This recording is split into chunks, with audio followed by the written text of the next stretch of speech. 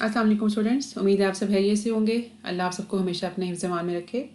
आज हम इंशाल्लाह वीक नंबर 9 का लास्ट लेक्चर करेंगे और टॉपिक हम कंटिन्यू करेंगे जो लेक्चर 2 में हमने देखा था, computation of frequency transfer function. इस टॉपिक में हम लोगों ने देखा यह था कि अगर हमारे पास एक जनरल डिफरेंस इक्वेशन हो जिसमें n डिलेड एलिमेंट्स आउटपुट के हों और m इनपुट के डिलेड एलिमेंट्स हों सच दैट कि n is greater than m, तो हमारे पास ये एक जनरल रिप्रेजेंटेशन बनती है फ्रीक्वेंसी ट्रांसफ़र फंक्शन की या फ्रीक्वेंसी रिस्पॉन्स। अब हमें इस एक्सप्रेशन को देख के जो चीज़ नज़र आ रही है वो ये है कि हमारे पास n एक्सप्रेशंस या n कंपोनेंट्स डिनोमिनेटर में हैं जो कि पोल्स के साथ लिखे गए हैं। इसी तरह से m कंपोनेंट्स हमारे पास न्यूमरेटर में है जो कि ज़ीरोस के साथ लिखे गए हैं। एक एक्सपोनेंशियल की टर्म है और एक कांस्टेंट b नॉट है। तो ये टोटल हमारे पास इस एक्सप्रेशन में, इस मैथमेटिकल एक्सप्रेशन में n plus m plus 2 terms available हैं। और हम लोगों ने ये भी देखा था कि हर टर्म अपनी इंडिविजुअल कंट्रीब्यूशन डालती है फ्रीक्वेंसी रिस्पांस की रिप्रेजेंटेशन है। फ्रीक्वेंसी रिस्पांस का मतलब ये है कि इसमें हम दो ऑफ कोर्स चीज़ें देखते हैं। हम लोगों को इस चीज़ का पता है कि जब भी हमने किसी सिग्नल की या सिस्टम की फ्रीक्वेंसी डोमेन में रिप्रेजेंटेशन देखनी होती है तो वो दो चीज़ें मिलकर उसकी इंफॉर्मेशन को कंप्लीट करती हैं। एक उसका एम्पलीट्यूड होता है और जो कि वर्सेस फ्रीक्वेंसी हम देखना चाहते हैं, और दूसरी इंफॉर्मेशन उसके फेज़ के लिहाज से होती है जिसको अगेन हम अगेंस्ट फ्रीक्वेंसी देखना चाहते हैं। द टाइम डोमेन में सिर्फ एम्पलीट्यूड वर्सेस टाइम ही काफ़ी होता है। फ्रीक्वेंसी डोमेन में दो ग्राफ्स मिलकर उस पूरे सिग्नल की या पूरी इंफॉर्मेशन कन्वे करते हैं।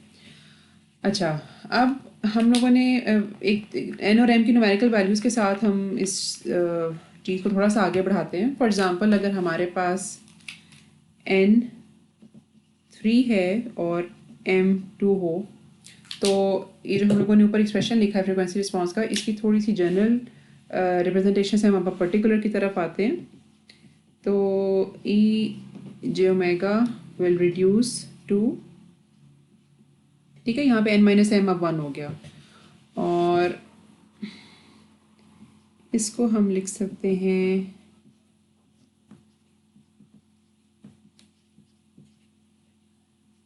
ठीक है। m इज इक्वल 2 का मतलब ये होगा कि अब हमारे पास दो ज़ीरोज़ हैं, और n इज इक्वल टू 3 का मतलब होगा कि हमारे पास 3 पोल्स हैं।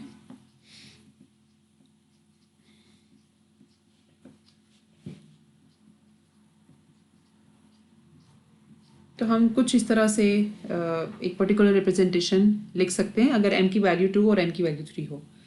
अच्छा, अब हमारे पास ये जो सारी टर्म्स आ गई 5 6 7 इंडिविजुअल जो कंपोनेंट्स हैं इस एक्सप्रेशन में, हर कंपोनेंट इंडिविजुअली रोल प्ले करेगा किसी भी इस फ्रीक्वेंसी रिस्पांस का amplitude as well as phase response develop करने में। फॉर एग्जांपल, ये वाला जो कंपोनेंट है इसमें हमें दो वेक्टर्स नज़र आ रहे हैं। एक e raise to power j omega जो कि ओरिजिन से एक वेक्टर स्टार्ट हो के यूनिट सर्कल पे कहीं भी e raise to power j omega की लोकेशन होगी डिपेंडिंग अपॉन द फैक्ट कि ओमेगा की वैल्यू क्या है, ठीक है।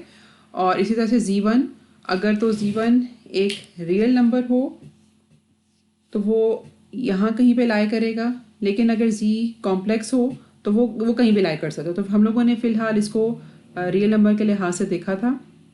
तो एक वेक्टर बनेगा जो कि ओरिजिन से लेकर, लेट सपोज अगर z1 यहाँ पर है तो एक वेक्टर बनेगा जो कि इस तरह से जिसकी शक्ल सूरत होगी, ठीक हो गया। तो e raise to power j omega की लोकेशन के लिहाज से e raise to power j omega जो का वेक्टर लेट सपोज अगर यहाँ पे है, तो अब ये दो वेक्टर्स हो गए हमारे पास, और हेड टू टेल रूल के लिहाज से हम सब्ट्रैक्शन करेंगे और फिर ये जो इफ़ेक्टिव रिजल्ट निकलेगा वो बेसिकली इस जगह पे लिखा जाएगा।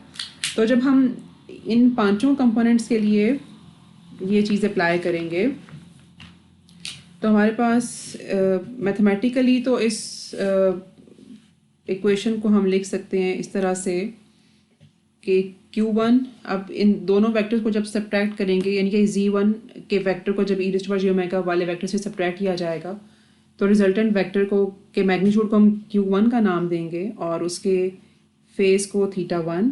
इसी तरह से जो हमारे पास दूसरा यहाँ से यहाँ पर एक हमें वेक्टर मिलेगा जिसको रिप्रेजेंट किया जाएगा इस तरह से, ठीक है। और इसी तरह से अगर हम पोल्स को देखें तो हमारे पास ये टर्म्स डिनोमिनेटर में आएंगी, ठीक है। ई rest power j omega minus P1 के लिए लिखा गया है R1 ई रेस्ट पावर जे phi1, और इसी तरह से हम लोगों ने दूसरे पोल के लिए और तीसरे पोल के लिए टर्म लिख ली, ठीक हो गया।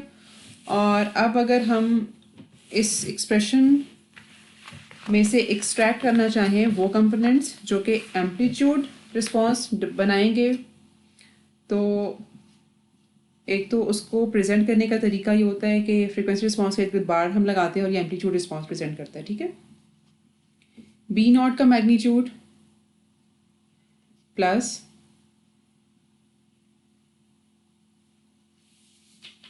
नहीं सॉरी, इधर प्लस नहीं आएगा, इधर हम मल्टीप्लाई करेंगे Q1 Q2 और नीचे R1 R2 R3, ठीक है। ये इसका एम्पलीट्यूड रिस्पांस होगा। और अगर हम देखना चाहें फेज रिस्पांस, तो सबसे पहले तो ये चीज़ आएगी। अब जाहिर सी बात है कि बी नॉट तो एक कांस्टेंट है, तो इसका फेज कहाँ से आया? वो फेज डिपेंड करेगा इसके साइन के ऊपर। अगर प्लस बी नॉट है तो ऑफकोर्स ये चीज़ 0 हो जाएगी, ठीक है, जैसे हम लोगों ने लास्ट लेक्चर में देखा था। और अगर माइनस बी नॉट है तो यहाँ पर 180 या पाई आ जाएगा। उसके अलावा एक टर्म अब यहाँ पर ओमेगा लिखा जाएगा क्योंकि n minus m is equal to 1 for this particular case. और इसी तरह से Q1 का फेज θ1, Q2 का phase θ2 minus phi1 phi2 phi3, ठीक है। तो ये उसका टोटल हो जाएगा फेज रिस्पांस। तो जैसे मैंने आपसे जिक्र किया कि फ्रीक्वेंसी रिस्पांस के जो मैथमेटिकल एक्सप्रेशन में अगर हम देखें तो जितने भी कंपोनेंट्स हैं वो इंडिविजुअली कंट्रीब्यूट कर रहे हैं एम्पलीट्यूड रिस्पांस में भी और फेज रिस्पांस डेवलप करने में भी। तो हम लोगों ने जो कल एक चीज़ देखी थी वो ये थी कि मसलन अगर हम सिर्फ किसी पर्टिकुलर ज़ीरो की बात करें, ठीक है, जो कि रिप्रेजेंट होता है इस तरह, ठीक है। अच्छा, जी लिखना थोड़ा सा मिस इंटरप्रेटिंग ना हो जाए, क्योंकि जी हम जी डोमेन के लिए यूज़ करते हैं, हम साथ जी1 लगा लेते हैं, ठीक है, ताकि ये इम्प्रेशन हो कि हम किसी ज़ीरो की बात कर रहे हैं और ये हमारा पहला ज़ीरो है which is at some location, ठीक है, सम रियल लोकेशन। और हम लोगों ने कहा था कि ये जो दोनों वेक्टर्स हैं इनके सब्ट्रैक्टेड वेक्टर Q1 कहलाएगा और जो फेज उसके साथ एसोसिएट होगा उसको हम θ1 कहेंगे, ठीक है। और साथ हम लोगों ने ये चीज़ पढ़ी थी कि ई rays power j omega basically एक वेक्टर जिसको हम ओमेगा इज इक्वल टू 0 से लेकर ओमेगा इज इक्वल टू पाई तक मूव करते हैं, ठीक है। 0 अगर रियल लोकेशन पे हो तो वो इस पूरी लाइन पे कहीं पे भी हो सकता है। हम लोगों ने कल उसको अज्यूम किया था इस जगह पे, मतलब आप यूँ कह सकते हो कि 0 से लेके 1 तक कोई भी वैल्यूज़ की अज्यूम की थी। और उसके बाद हम लोगों ने ये देखा था कि लेट्स सपोज कि ये एक उसकी इंटरमीडिएट लोकेशन है e raise to power j omega की, ठीक है, और ये वेक्टर रिप्रेजेंट कर रहा है Z1 को। तो हमारे पास जो रिजल्टेंट वेक्टर होगा यानी कि Q1 का इस वक्त मैग्नीट्यूड, जिस वक्त ओमेगा की वैल्यू इस तरह से हो कि ये वेक्टर यहाँ लाए करे, ठीक है, क्योंकि ओमेगा की वैल्यू हम लोगों ने चेंज की थी 0 से लेकर पाई तक, या वो एक कंटिन्यूस वेरिएबल है, ठीक हो गया। तो जिस वक्त ओमेगा की वैल्यू इस तरह की होगी कि ये वाला वेक्टर यहाँ लाए करे, उस वक्त e raise to power j omega minus Z1 यानी कि जो Q1 का मैग्नीट्यूड है वो ये होगा, ठीक है, ये वाली लेंथ। और इसका जो फेज होगा वो रिप्रेजेंट किया जाएगा, ये θ1 इक्वल होगा इस वैल्यू के, ठीक हो गया। तो ये हमारे पास आ गया Q1, इसकी जो लेंथ है। I hope they are looking different, let me erase it. Q1 इसकी लेंथ एक्सिस, ठीक हो गया। और इसी तरह से अगर e raise to power j omega omega की वैल्यू कम होने से यहाँ पर हो या ओमेगा की वैल्यू ज़्यादा होने की वजह से यहाँ पे कहीं पे लाई करे, तो उस लिहाज से Q1 का मैग्नीट्यूड भी चेंज हो जाएगा एंड ऑफ कोर्स थीटा 1 भी चेंज हो जाएगा। तो ये कंट्रीब्यूशन ओवरऑल इस ज़ीरो की होगी towards determining amplitude response as well as phase response of that particular frequency response. ठीक है, उस फ्रीक्वेंसी रिस्पॉन्स का जो भी एम्पलीट्यूड और फेज रिस्पॉन्स बनेगा, ये ज़ीरो यहाँ पर मौजूद होते हुए इस लिहाज से कंट्रीब्यूट करेगा इसमें। ठीक है, और इसी तरह से हम लोगों ने फेज उसमें देखा था, बल्कि चलो उससे पहले हम थोड़ा सा ये भी देख लें कि छोटी सी एक समरी देख लें कि अगर ज़ीरो यहाँ पे कहीं पे लोकेटेड है, ठीक है, इस रियल एक्सिस पे, और लेट सपोज के वो थोड़ा सा यूनिट सर्कल के करीब है, तो हम उसको कुछ बनाएंगे इस तरह से।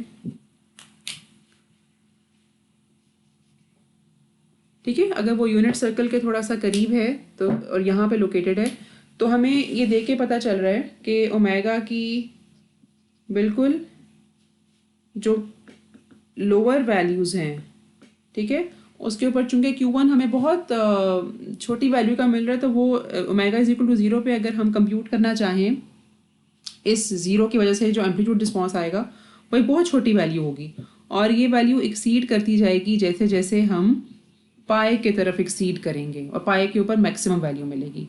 तो ओवरऑल ये ज़ीरो जो कि यूनिट सर्कल के करीब है, यूनिट सर्कल के करीब सिचुएटेड है और रियल एक्सिस के ऊपर है, वो कुछ इस तरह का कंट्रीब्यूशन उसकी होगी टुवर्ड्स ओवरऑल फ्रिक्वेंसी रिस्पॉन्स। वो लोअर फ्रिक्वेंसीज पे ओवरऑल रिस्पॉन्स को थोड़ा कम करने की कोशिश करेगा, और हायर फ्रिक्वेंसीज के ऊपर ओवरऑल एम्पलीट्यूड रिस्पॉन्स को बढ़ाने की कोशिश करेगा। ठीक है, और अगर एक पूरे सिस्टम में सिर्फ एक ही ज़ीरो है, कोई पोल नहीं है, तो उस इंडिविजुअल ज़ीरो की वजह से एग्जैक्टली एम्पलीट्यूड रिस्पॉन्स ये होगा। ठीक है, और अगर ऑफकोर्स ज़्यादा ज़ीरोज और ज़्यादा पोल्स हों तो हमें कुछ मिला जुला रिस्पॉन्स मिलेगा, और उस मिले जुले रिस्पॉन्स में उस ज़ीरो की जो कि यूनिट सर्कल पे के करीब सिचुएटेड हो और रियल एक्सिस के ऊपर हो, उसकी अपनी कंट्रीब्यूशन ये होगी। ठीक है, जो कि जाहिर सी बात है कि इंक्लूड होगी और अफेक्ट करेगी ओवरऑल एम्पलीट्यूड रिस्पॉन्स को as well as phase response को। ठीक है, इसी तरह से हम लोगों ने पोल की रियल एक्सिस के ऊपर लोकेशन के बारे में भी पढ़ा था, और जहाँ पर मैंने ज़ीरो बनाया एग्जैक्टली उसी जगह पे अगर मैं अज्यूम करूँ कि मेरा पोल यहाँ पर है, ठीक है, P1 यहाँ पर मेरा पोल है, ठीक है, तो किसी भी जगह पे e⁻j⍵ लाई कर सकता है, और ये हो गया P1 का वेक्टर।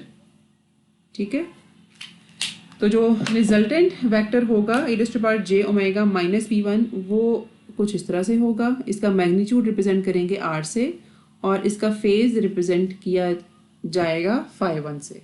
ठीक हो गया, और एक चीज़ और हम देख सकते हैं कि अगर एक ऐसे पोल को जो कि यूनिट सर्कल के करीब सिचुएटेड हो और रियल एक्सिस पे हो, उसका रिस्पॉन्स जो वो कंट्रीब्यूट करेगा ओवरऑल ट्रांसफर फंक्शन या फ्रीक्वेंसी रिस्पॉन्स कहना बेहतर है, उसमें वो ये होगा, क्योंकि अब आप देखो कि R1 ने चूँकि डिनोमिनेटर में अपीयर होना है, तो उसका बिल्कुल रिस्पॉन्स ऑपोजिट होगा as compare to zeros response at exactly at this location. ठीक है, मसलन जिस वक्त ओमेगा की वैल्यू ज़ीरो है, तो अगर हम रिस्पॉन्स चेक करें तो हमें R1 बहुत छोटा सा मिलेगा, लेकिन चूँकि R1 डिनोमिनेटर में अपीयर हो रहा है तो हमें यहाँ पर एक हाई वैल्यू मिलेगी। ठीक है, और हमें ये वैल्यू कम होती जाएगी जैसे जैसे हम पाई की तरफ आएंगे, क्योंकि अगेन जैसे मैंने आपको बताया कि R1 चूँकि डिनोमिनेटर में अपीयर हो रहा है। ठीक हो गया, इसका मतलब ये है कि एक ऐसे पोल की जो कि यूनिट सर्कल के करीब सिचुएटेड हो और रियल एक्सिस पे हो, वो ये कोशिश करेगा, या उसकी जो कंट्रीब्यूशन होगी वो ये होगी कि लोअर फ्रिक्वेंसीज को ज़्यादा एम्पलीट्यूड के साथ पास आउट किया जाए, ठीक है, जो वो सिस्टम से बाहर अपीयर हों, और जो हाई फ्रिक्वेंसीज हैं वो कम एम्पलीट्यूड के साथ पास आउट हों। ठीक है, और अगर हमारा सिस्टम इस तरह का है कि उसमें कोई ज़ीरो नहीं, सिर्फ एक पोल है जो कि P1 पे है, तो एग्जैक्टली एम्पलीट्यूड रिस्पॉन्स इस तरह का होगा। ठीक है, हमें देख के पता चल रहा है ये एक क्रूड लो पास फिल्टर है। ठीक है, क्योंकि लो फ्रिक्वेंसीज हाई एम्पलीट्यूड के साथ पास आउट हो रही हैं। तो ये अगेन जो एम्फसाइज मैं करना चाहूँगी वो ये कि हम लोगों ने बेसिकली अभी तक देखा ये है कि ज़ीरोज़ और पोल्स अगर रियल एक्सिस पे हो, रियल भी हम लोगों ने 0 से लेके 1 के दरमियान जो एक्सिस है उस पर प्लेस करके ज़ीरो और पोल को देखा था कि उनकी individual contribution overall amplitude response या फेज रिस्पांस की तरफ किस तरह की होती है। मैंने थोड़ा सा आपको 1 के करीब रख के बताया, अगर आप इसको थोड़ा 0 के करीब रख के बताओ नोट करो तो आपको खुद भी अंदाज़ा होगा वो थोड़ा सा फ्लैटर रिस्पांस रहेगा, 0 का भी और फेज का भी, ठीक है, थोड़ा सा इस तरह का रिस्पांस होगा वो फॉर ऑब्वियस रीजंस। अगर यहाँ पे कहीं पे 0 है तो वो ओवरऑल उसका जो रिजल्टेंट वेक्टर बनेगा वो कांस्टेंट ही बनेगा। सो अगर आप यहाँ यहाँ यहाँ प्लॉट करो, ठीक है, तो वो एक ओवरऑल ऑलमोस्ट कांस्टेंट रिजल्ट ही हमें देगा। इसी तरह से पोल भी अगर यहाँ पे हो तो उसका भी कुछ बहुत ज़्यादा इफेक्ट नहीं होगा ओवरऑल ट्रांसफर फंक्शन पे, ठीक है। इसी तरह से जो एक और चीज़ आप कर सकते हो वो ये कि यहाँ पर पोल और 0 को रख के तो फिर देखने की कोशिश करो कि अब रिस्पांस कैसा बनेगा। और अगर आप में से कोई ये करना चाहे तो प्लीज़ डू इट, और आप मुझे अपने जो भी आप काम करोगे उसकी तस्वीर भेज के वेरीफाई भी कर सकते हो कि क्या आपकी अंडरस्टैंडिंग ठीक है कि नहीं, ठीक है। ये आपका थोड़ा कॉन्सेप्ट चेक भी हो जाएगा कि आपको इस चीज़ की समझ आई है कि नहीं। अच्छा, आज हम रियल एक्सिस से थोड़ा सा एक स्टेप आगे जाएंगे और कॉम्प्लेक्स लोकेशन के ऊपर 0 और पोल को प्लेस करके फिर देखेंगे कि कॉम्प्लेक्स लोकेशन के ऊपर वो क्या रिजल्ट देते हैं। मसलन लेट्स स्टार्ट विद 0 और ये हमारा है यूनिट सर्कल, ठीक हो गया। और फ़िलहाल मैं अज्यूम कर रही हूँ 0 को यहाँ पे, ठीक है। ये कॉम्प्लेक्स लोकेशन है, यहाँ पे कुछ x की वैल्यू भी है, r1 हम इसे कह देते हैं और इसको हम s1 कह देते हैं, ठीक है। तो ये जो 0 है इसकी लोकेशन है बेसिकली r1 + js1, ठीक हो गया। और अगर हम स्टार्ट करें ओमेगा की वैल्यू 0 से तो e⁻j⍵ का जो वेक्टर है वो इस तरह से ड्रॉ किया जाएगा, ठीक है। और ये 0 जो कि इस r1 + js1 की लोकेशन पे हम लोगों ने ड्रॉ किया है, यहाँ प्लेस किया है, इसका वेक्टर ड्रॉ किया जाएगा इस तरह से, ठीक है। अब हम ज़रा हेड टू टेल रूल अगर लगाएं तो रिजल्टेंट वेक्टर, रिजल्टेंट का मतलब है किस चीज़ का रिजल्टेंट, e⁻j⍵ - z1, ठीक है। अब इसका जो रिजल्टेंट है वेक्टर उसका मैग्नीट्यूड कुछ बनेगा इस तरह से, ठीक है। Hope it's clear. अच्छा, और जैसे जैसे e⁻j⍵ के वेक्टर की मूवमेंट होगी, मसलन जो अगर उसकी हम नेक्स्ट इंटरमीडिएट पोजीशन देखें तो लेट्स सपोज कि वो कुछ यूं करके बनेगी, तो अब रिजल्टेंट वेक्टर की जो पोजीशन होगी वो यूं करके बनेगी, ठीक है। और इस लिहाज से ये पोजीशन ऐसे ये हमें एरोस मिलते जाएंगे, ठीक है। मैं थोड़े से दूर दूर बना रही हूँ ताकि हमें नज़र आए और आपको पता चले कि यहाँ पे क्या हो रहा है। अच्छा, अब जो चीज़ आपको यहाँ पे ज़रूर पता चलनी चाहिए वो ये है कि मैंने इसको थोड़ा सा एक तो जानबूझ के 0 के करीब यूनिट सर्कल के करीब रखा है ताकि आप एक चीज़ नोट करो कि ये जो एरोस रेड कलर के मार्कर से बने हैं, इनके एक तो ठीक है लेंथ वेरी हो रही है, लेकिन सबसे छोटी लेंथ कहाँ है, जहाँ पे बिल्कुल अगर e⁻j⍵ एग्जैक्टली इसी पॉइंट के ऊपर आए, ठीक हो गया। और ये दोनों वेक्टर्स यानी कि e⁻j⍵ का वेक्टर एज वेल एज इस 0 का वेक्टर दोनों बिल्कुल ऊपर नीचे प्लेस्ड अगर हों तो उनकी जो लेंथ का डिफरेंस है जो कि बहुत सबसे छोटा उसी वक्त होगा जब ये दोनों ऊपर नीचे लाई करेंगे, ठीक है।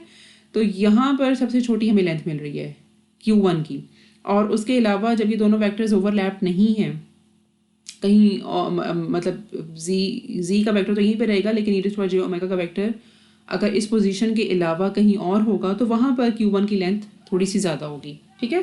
तो अब अगर हम इसका थोड़ा रिस्पॉन्स बनाना चाहें, हम देखना चाह रहे हैं एम्पलीट्यूड रिस्पॉन्स, ठीक है, ऑफ दिस 0, ठीक है। और हम अगर इसको मैंने ये चीज़ लिखी थी कि इस ज़ीरो की जो लोकेशन है वो है ये, ठीक है। ये तो उसकी रेक्टेंगुलर रिप्रेजेंटेशन हो गई, लेकिन अगर हम इसकी पोलर रिप्रेजेंटेशन देखें तो वो कुछ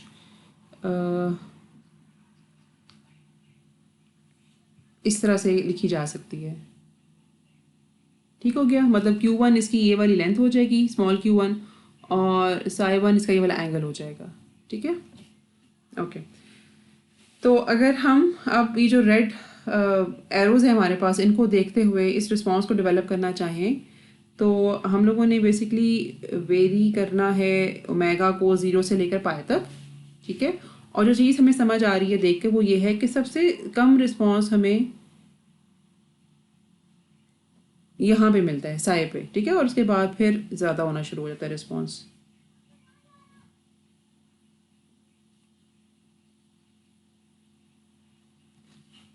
ठीक हो गया, ये हमने अंदाज़ा कैसे लगाया, ये हमने इन एरोज़ को देखा है।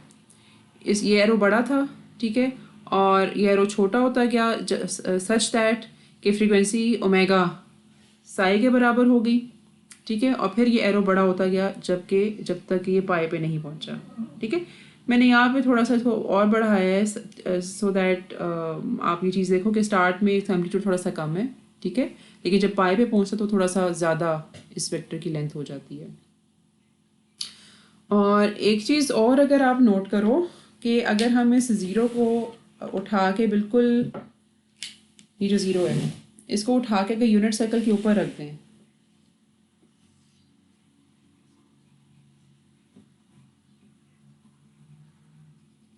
ये हमारा यूनिट सर्कल है, और ये हमने अपने ज़ीरो को एग्जैक्टली यूनिट सर्कल के ऊपर प्लेस कर दिया। ठीक है, तो ये हमारा वेक्टर यूनिट सर्कल का के ऊपर जो ज़ीरो है वो ऐसे रिप्रेजेंट होगा। ठीक है, और e⁻j ओमेगा का स्टार्टिंग वेक्टर ये होगा और उसके बाद ये मूव करता जाएगा। अब जो चीज़ हमें देख के समझ आ जानी चाहिए वो ये है कि अगर हम एक इस तरह के ज़ीरो की कंट्रीब्यूशन चेक करना चाहें एम्पलीट्यूड रिस्पांस में, एम्पलीट्यूड रिस्पांस की तरफ, तो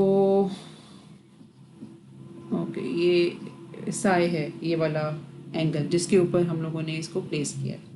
अच्छा, जिस वक्त आप ओमेगा को इंक्रीज करते जा रहे हैं और ऑफ कोर्स ये जो ब्लैक एरो है ये ट्रेवल करता जा रहा है सेमी सर्कल के ऊपर, तो इसका एम्पलीट्यूड कम होता जाएगा। मसलन जिस वक्त e⁻ ओमेगा 0 पे है तो हमें ये मिलेगा, फिर हमें ये मिलेगा, फिर हमें ये मिलेगा। ठीक है, तो एम्पलीट्यूड इन एरोज का कम होता जा रहा है। ठीक है, और साई पे प्लीज़ आप नोट करो कि एग्जैक्टली ये 0 हो जाता है। ठीक है, और उसके बाद ये फिर इंक्रीज करना शुरू करेगा जब तक ये पाई पे नहीं पहुंच जाता। तो जो साई वाली फ्रीक्वेंसी है वो कम्प्लीटली एलिमिनेट हो गई। इस बात का मतलब ये है कि अगर हम इस तरह का सिस्टम जिसमें ज़ीरो साई की पोजीशन पे लोकेटेड हो, ठीक है, उसका एम्पलीट्यूड एग्जैक्टली 1 है और उसका एंगल साई है, ठीक है, as compare to real axis, तो अगर इस साई फ्रीक्वेंसी वाला सिग्नल इनपुट पे दिया जाए इस तरह के सिस्टम को, तो वो उस फ्रीक्वेंसी को एग्जैक्टली एलिमिनेट कर देगा, कम्प्लीटली एलिमिनेट कर देगा, उसको आउटपुट पे अपीयर नहीं होने देगा। और अगर हम थोड़ा सा साए के इर्द गिर्द की फ्रीक्वेंसीज को इनपुट पे देंगे तो वो बहुत लोअर एम्पलीट्यूड के साथ आउटपुट पे अपीयर होंगे, लेकिन जितना साए से दूर फ्रीक्वेंसीज इनपुट पे दी जाएंगी वो उतने हायर एम्पलीट्यूड के साथ आउटपुट पे अपीयर होंगी। ठीक है, तो अगर एक फ्रीक्वेंसी हम लोगों ने बिल्कुल एलिमिनेट करनी हो, एक जैसे हमें बैंड स्टॉप में तो हमें हर बैंड एलिमिनेट करना होता है, लेकिन अगर एक पर्टिकुलर फ्रीक्वेंसी हमने कम्प्लीटली एलिमिनेट करनी है तो उसका तरीक़ेकार ये है कि हम एक ज़ीरो जो कि 1 मैग्नीट्यूड का हो, यूनिट मैग्नीट्यूड का हो, उसको यूनिट सर्कल के ऊपर एग्जैक्टली उस एंगल पे रखें।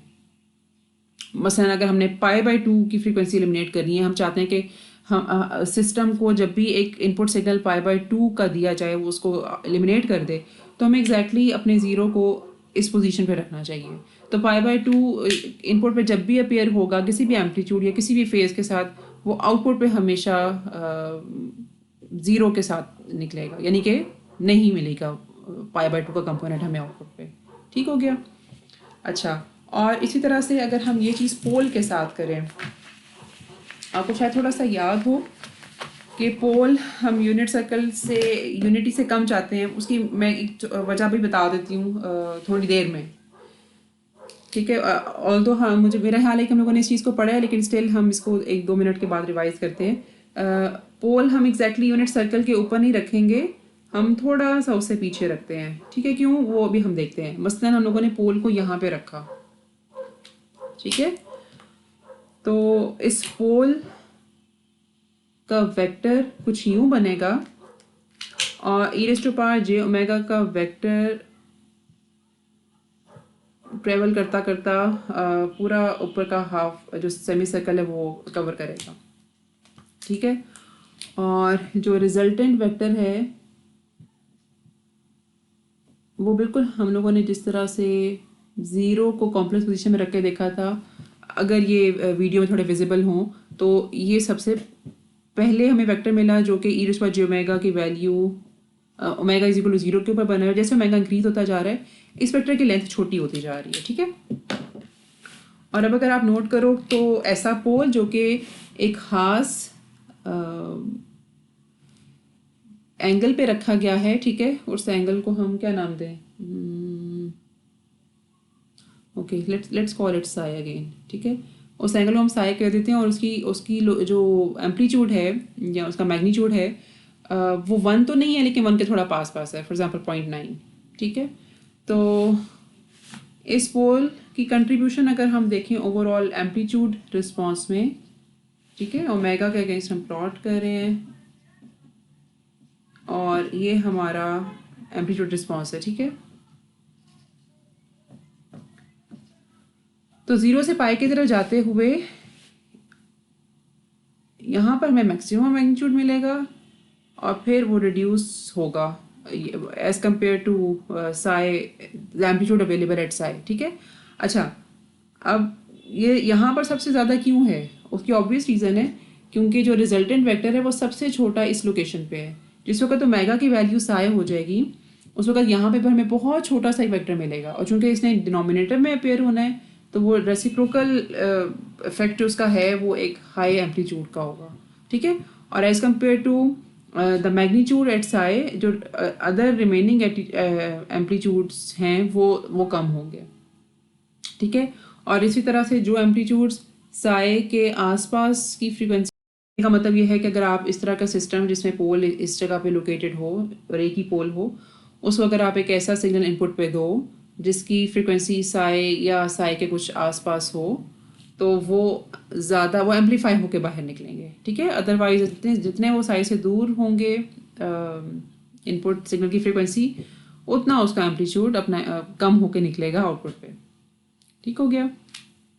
अच्छा, अब इस कॉन्सेप्ट के बाद एक तो हम लोगों ने ये चीज़ करनी है कि ये इट वाज प्रॉब्ली 5.2.2, यस। तो अब हम एक तो डायरेक्टली जंप करेंगे 5.4 के ऊपर, ठीक है, 5.3 को स्किप करते हुए। अच्छा, वो हम इंशाल्लाह लास्ट में करेंगे। अब हम लोगों ने 5.4 पे इसलिए जंप किया क्योंकि यहाँ ये जो कॉन्सेप्ट अभी हम लोगों ने सीखा है कि पोल या ज़ीरो की लोकेशन एम्पलीट्यूड रिस्पॉन्स को किस तरह से अफेक्ट करती है, इसकी डायरेक्ट एप्लीकेशन 5.4 में हुई है। 5.3 की लोकेशन मुझे बिल्कुल समझ नहीं आई कि ऑथर ने उसको इतनी इतनी वियर्ड जगह पे क्यों रखा है, तो उसको हम लेक्चर के उसके चैप्टर के एंड पे कर लेंगे, ठीक है। तो अब आप लोगों ने करना यूं है कि 5.4.1 do it your self please, ये आप लोग पढ़ सकते हो। इसमें फ़िल्टर्स जो 4 तरह के हमारे पास होते हैं, लो पास, हाई पास, बैंड स्टॉप, उनकी एम्पलीट्यूड रिस्पॉन्सेस किस तरह के होते हैं वो हम लोगों ने कई दफ़ा देखा हुआ है, तो ये चीज़ आप कर सकते हो, ठीक है। और नेक्स्ट लो पास फिल्टर या हाई पास फिल्टर के डिज़ाइनिंग पे जाने से पहले जो 2 चीज़ें हमें पता होना ज़रूरी हैं वो ये कि एक तो उसी चीज़ का मैं जवाब देना चाहूँगी कि पोल को हम यूनिट सर्कल पे क्यों नहीं रखते। आपको थोड़ा सा जहन में होगा कि जो जी ट्रांसफॉर्म है वो उसमें एक चीज़ होती है ROC, रीजन ऑफ कन्वर्जेंस, ठीक है। और रीजन ऑफ कन्वर्जेंस की बहुत सिग्निफिकेंस है, 2-3 चीज़ें उसको हमें देख के पता चलती हैं, ठीक है। उनमें से सबसे इम्पॉर्टेंट जो अभी या इस वक्त इस बात के लिए जो इम्पोर्टेंट है वो है कॉजेलिटी और स्टेबिलिटी। ठीक है, कॉजेलिटी ये बताती है सिस्टम की कॉजेलिटी या उसका ताल्लुक कॉजेलिटी का ताल्लुक आरओसी से ये है कि अगर किसी भी सर्कल के बाहर का रीजन आरओसी का हिस्सा है तो वो सिस्टम कॉजल होगा। ठीक है, ROC is outside a circular region जिसका रेडियस ए है, तो ऐसा सिस्टम कॉजल होगा। ठीक है, और अगर हम सर्कल के अंदर बंद हो जाएंगे, रीजन ऑफ कन्वर्जेंस सर्कल के अगर अंदर है, तो ऐसा सिस्टम एंटी कॉजल होगा। अच्छा, अब इस बात के बाद हमें ये भी पता है कि अगर हमारे पास सिस्टम में 3 पोल्स हैं, ठीक है, P1 P2 और P3, एंड लेट्स सपोज कि वो तीनों पोल्स रियल एक्सिस पे हैं। ठीक है, तो ये हमारे पास P1 हो गया, ये हमारे पास P2 हो गया, और अच्छा अब हम थोड़ा सा अगर यूनिट सर्कल बड़ा कर लें तो थोड़ी सी आसानी हो जाएगी।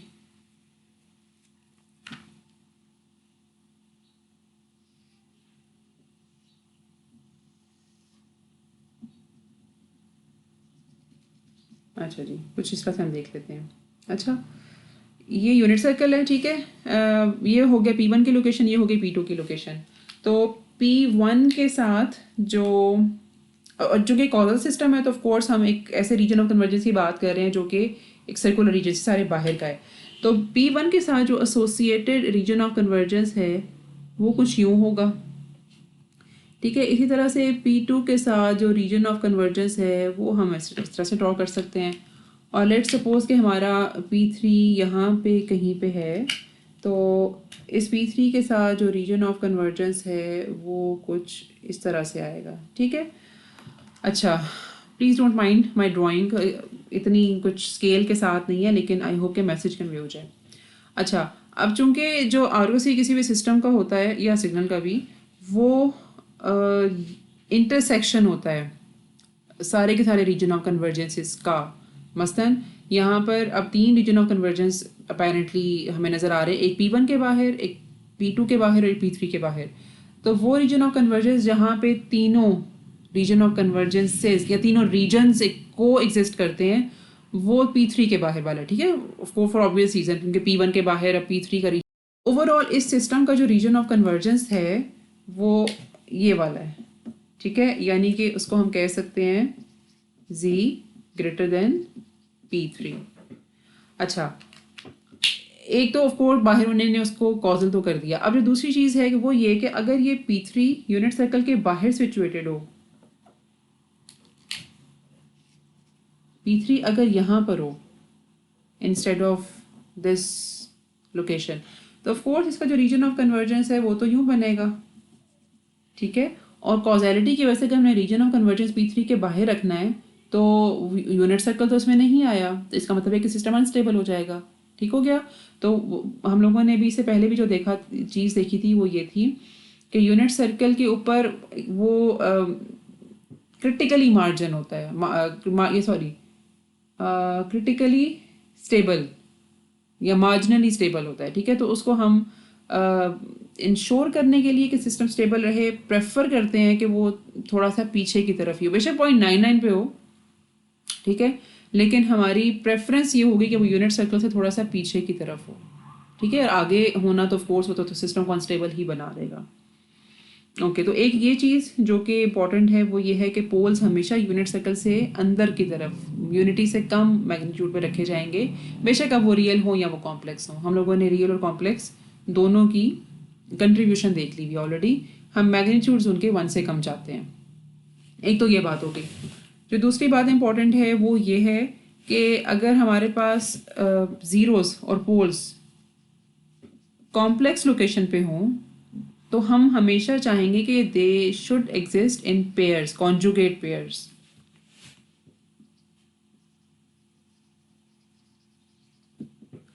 अच्छा, अब इसकी वजह क्या है? वजह इसकी ये है कि अब मैं आपको एक इक्वेशन लिख के बताती हूँ, डिफरेंस इक्वेशन, और फिर हम वहाँ से ज़रा हमें थोड़ा सा आसान हो जाएगा। समझना इस कॉन्सेप्ट को।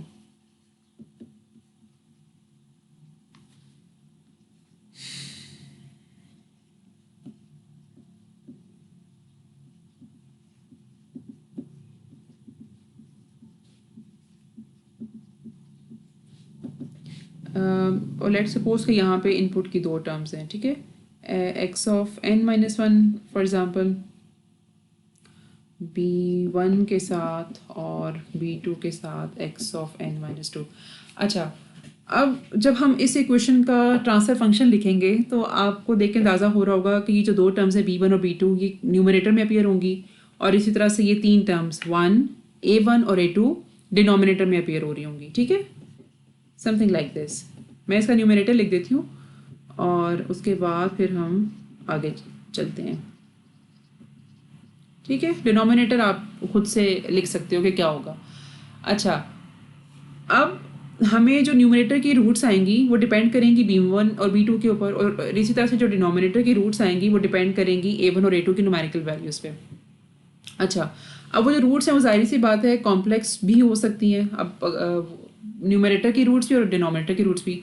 न्यूमरेटर की रूट्स अगर कॉम्प्लेक्स होंगी तो वो कुछ कॉम्प्लेक्स ज़ीरोज़ यहाँ पे कहीं पे आ जाएंगे, और अगर पोल्स कॉम्प्लेक्स होंगे यानी कि a1 और a2 की वैल्यूज़ इस तरह से हैं कि हमारे पास डिनोमिनेटर में कॉम्प्लेक्स पेयर आया, कॉम्प्लेक्स रूट्स आई, तो वो भी यहाँ पे कहीं पे शो हो जाएंगी।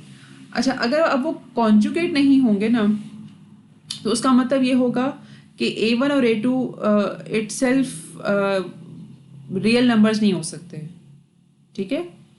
अगर वो कॉन्जुगेट नहीं होंगे, जो पेयर है वो कॉन्जुगेट पेयर नहीं होगा, इसका मतलब ये है कि a1 और a2 रियल नहीं थे, ठीक है। अच्छा, अब a1 और a2 का रियल होने का क्या कि ना होने का ये मतलब है कि ये भी कोई कॉम्प्लेक्स नंबर हो सकता है, जैसे j2.5, ठीक है, जैसे -j1.9, ठीक है, विच वी डोंट वांट।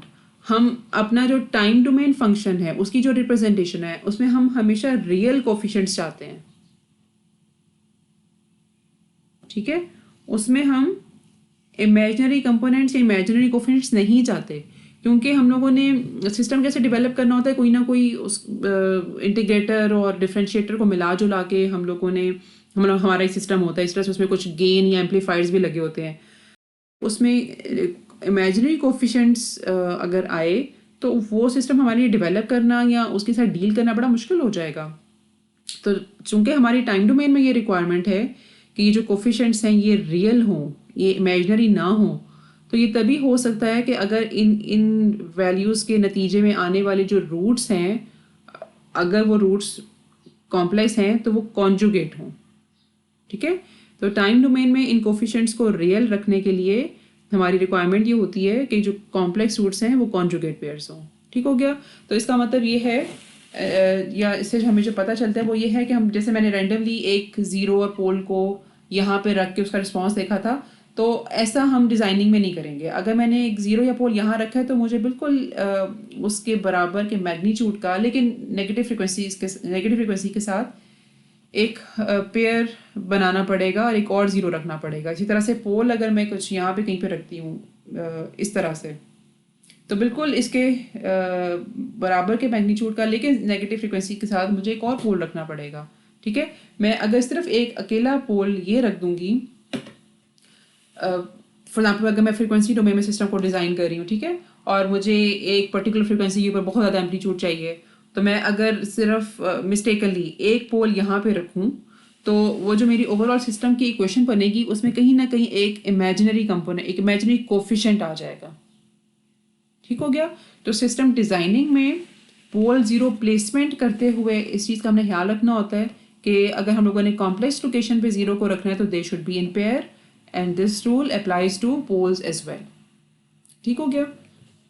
तो ये दोनों बातें जो है ना, ये ज़रूरी है कि तो पोल्स का magnitude it should be always lesser than unity, और पोल ये ज़ीरो प्लेसमेंट है तो it should be done in complex pair. अच्छा, अब हम लोग थोड़ा सा देख लेते हैं कि लो पास फिल्टर की किस तरह की प्रॉपर्टीज़ हैं।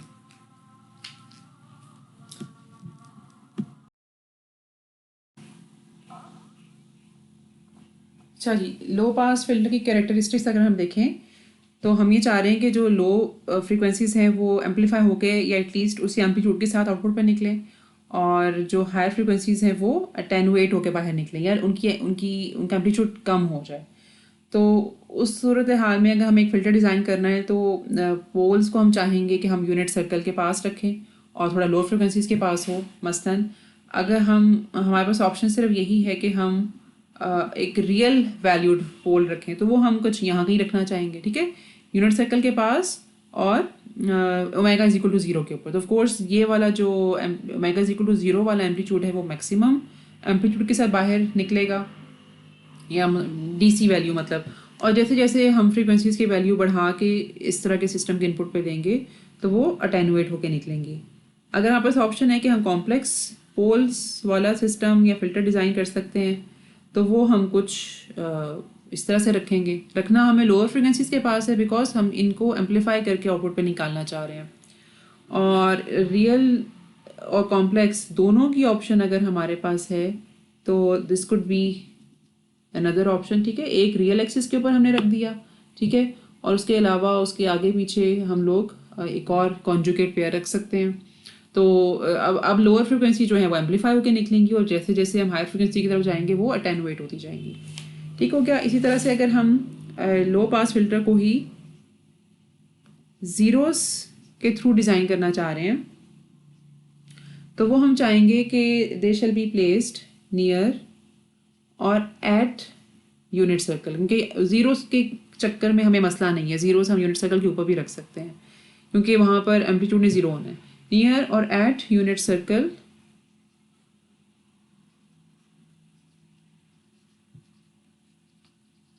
एट हाई फ्रिक्वेंसीज, ठीक है। हाई फ्रिक्वेंसीज को अटेनुएट करना है, उनको ज़ीरो की तरफ लेके जाना है, उनका मैग्नीट्यूड एट हाई फ्रिक्वेंसीज, ठीक है। तो अगर हमारे पास सिर्फ रियल ज़ीरो डिज़ाइन करने की या रखने की ऑप्शन है तो we'll do something like this, ठीक है, या आप इसके ऊपर भी हम एग्जैक्टली यूनिट सर्कल के ऊपर भी रख सकते हैं, ठीक है। अगर हम कॉम्प्लेक्स जीरोस के साथ डिज़ाइनिंग करें तो वो कुछ आएंगी इस तरह से, ठीक है। और ये भी हमारे पास ऑप्शन है कि हम उसके रियल एक्सिस के साथ साथ कॉम्प्लेक्स इन तीनों को देख लें। अच्छा, एक चीज़ जो देखने वाली है वो ये कि चूँकि ज़ीरोस को ऐड करना थोड़ा सा मुश्किल काम है, ठीक है। जो पोल्स हैं उनको सिस्टम में ऐड करना या सिस्टम डिज़ाइन करना according to poles is easier.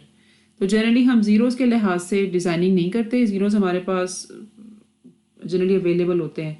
तो अगर हम लोगों ने कुछ सिस्टम को चेंज करना है अकॉर्डिंग टू सम फ्रीक्वेंसी, किसी फ्रीक्वेंसी को हमें अटेनुएट करना है, किसी फ्रीक्वेंसी को एम्पलीफाई करना है, तो we prefer to develop a controller with poles, ठीक है, that is easier to do. अच्छा, अब मसलन एक एग्जांपल हम कर लेते हैं।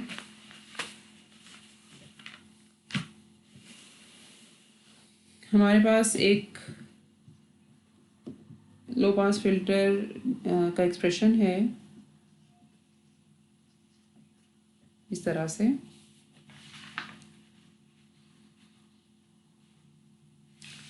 और अगर हम इसका फ्रीक्वेंसी रिस्पॉन्स देखना चाहें तो it will be something like this। e⁻ omega numerator और डिनोमिनेटर दोनों की तरफ मल्टीप्लाई किया जाए तो हमारे पास कुछ इस तरह की चीज़ आ जाएगी, ठीक है। अच्छा, अब मैंने ड्रॉप बॉक्स में एक मैटलैब का प्रोग्राम भी रखा है, उसको आप प्लीज़ रन करके देखना। अब हमारे पास कुछ वेरिएशंस होती हैं, ठीक है, फ़िल्टर को डिज़ाइन करते हुए। मसलन एक हमारे पास ऑप्शन ये है कि हम लोगों ने एक पोल को 0.8 पे रख दिया। अब हमारे पास एक लो पास फिल्टर डिज़ाइन हो गया और इसमें हम लोगों ने मज़ीद ना कोई ज़ीरो ऐड किया है ना कुछ। अब हम जब इसको प्लॉट करेंगे तो हमें अंदाज़ा होगा कि वो जो जो फिल्टर का रिस्पॉन्स है या एम्पलीट्यूड रिस्पॉन्स है वो बेसिकली बहुत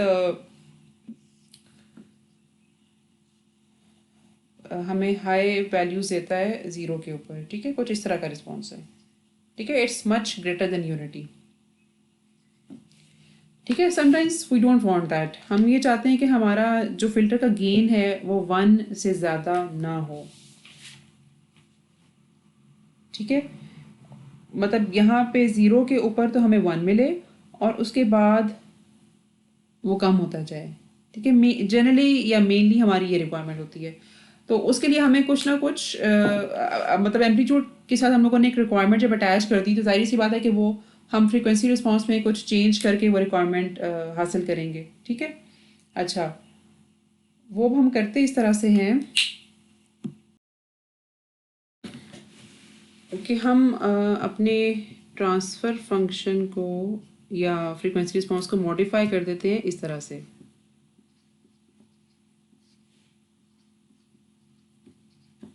ठीक है। ये आपको देख के नज़र आ रहा होगा कि ये हमारा ट्रांसफर फंक्शन था जिसने हमें ये जो ब्लू वाला रिस्पॉन्स ये दिया। आप मैटलैब का प्रोग्राम रन करोगे तो आपको एग्जैक्टली वैल्यू भी मिल जाएगी कि यहाँ पे क्या वैल्यू आ रही है, लेकिन it's much greater than unity. हम चूंकि यूनिटी पे चाह रहे हैं कि जो मैक्सिमम एम्पलीट्यूड अवेलेबल हो जो कि ज़ीरो पे है, ऑफ कोर्स क्योंकि लो पास फिल्टर है तो वो यूनिटी हो, तो हम मॉडिफाई कर देते हैं अपने फ़िल्टर रिस्पॉन्स को इस तरह। या मॉडिफाई करने का मतलब ये है कि हम चाहते हैं कि हमारा फ़िल्टर रिस्पॉन्स ये हो। अच्छा, अब रिक्वायरमेंट ये है कि omega is equal to zero के ऊपर एम्पलीट्यूड 1 हमें मिले।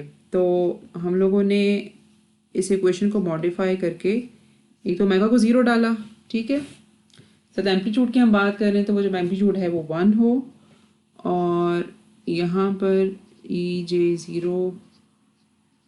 ज़ीरो माइनस 0.8 और ये चीज़ ठीक हो गया, और यहाँ पे 1 equals to 1 divided by 1 minus 0.8,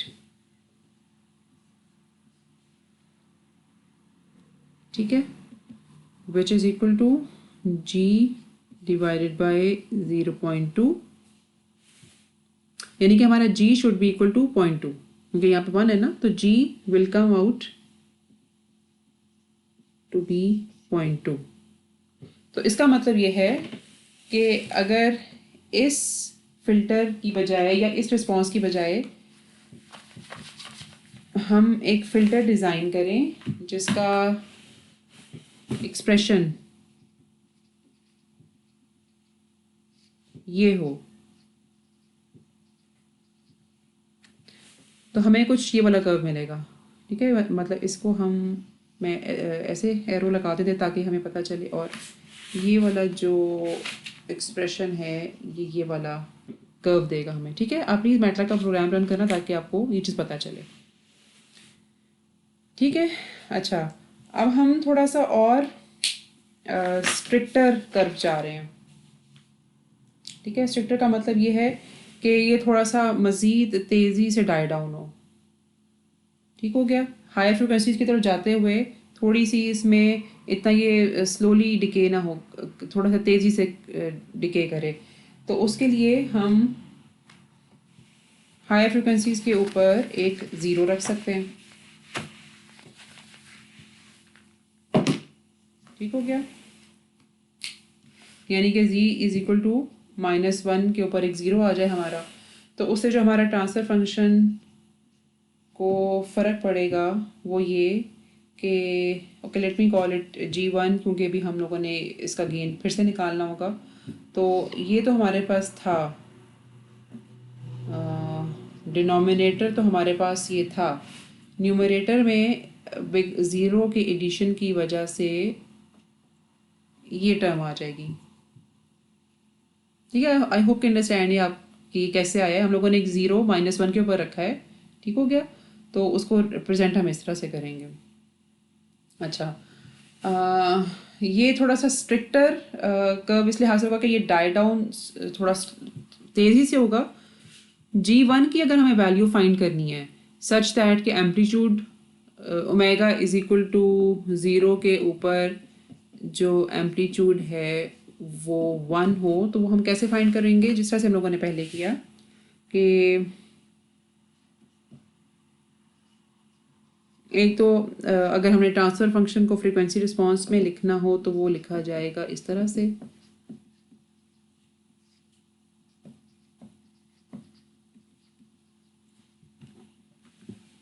ठीक हो गया। अब हम ये चाह रहे हैं कि ऐसा फ़िल्टर डिज़ाइन करें जो कि ओमेगा इज़ इक्वल टू 0 के ऊपर 1 दे, 1 के इक्वलेंट हो।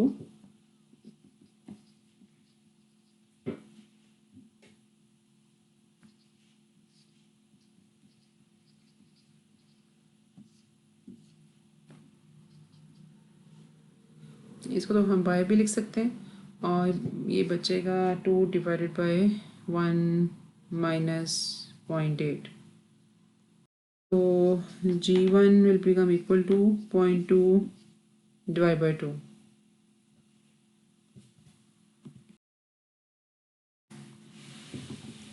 ठीक है, तो ये एक फ़िल्टर में मतलब हम लोगों ने लो पास फ़िल्टर में ही एक मज़ीद मॉडिफिकेशन की है।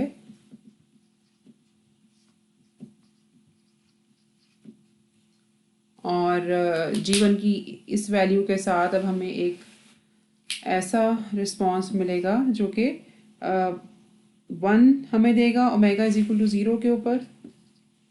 ठीक है, और थोड़ा सा तेज़ी से डाई डाउन होगा और ओमेगा के ऊपर सॉरी पाए के ऊपर इसको एग्जैक्टली 0 हो जाना चाहिए क्योंकि हम लोगों ने पाए के ऊपर एक 0 रख दिया है।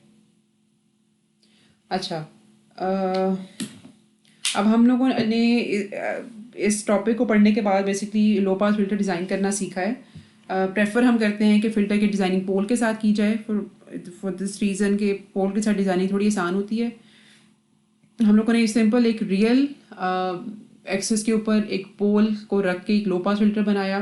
ठीक है, और फिर हम लोगों ने मॉडिफिकेशन उसमें ये की कि अगर हमें ओमेगा इज इक्वल टू 0 के ऊपर 1 मैग्नीट्यूड चाहिए तो वो हम किस तरह से ऑब्टेन करते हैं। और तीसरा हम लोगों ने इसमें ये एक जो उसमें डाली थी, एक क्या कहना चाहते हैं आप, एक चेंज उसमें डाला, वो ये था कि हम हाई फ्रिक्वेंसीज के ऊपर एग्जैक्टली रिस्पॉन्स को 0 करना चाह रहे हैं। तो उसके लिए हम लोगों ने एक 0 डाल दिया ताकि वो हाई फ्रिक्वेंसी को एग्जैक्टली एलिमिनेट कर दे। ठीक हो गया। तो ये तीनों बेसिकली हाई पास लो पास फिल्टर्स हैं और इन तीनों की अपनी अपनी मतलब आप आसानी का फैक्टर कह लो। ठीक है, थोड़ा ट्रेड ऑफ है ईज़ कंपेयर टू जो भी रिस्पॉन्स उसका हमें मिलेगा, जो भी रिक्वायरमेंट है हमारी। तो इन्हीं को अगर हम रिवर्स कर लें तो लो हाई पास फिल्टर बनेगा।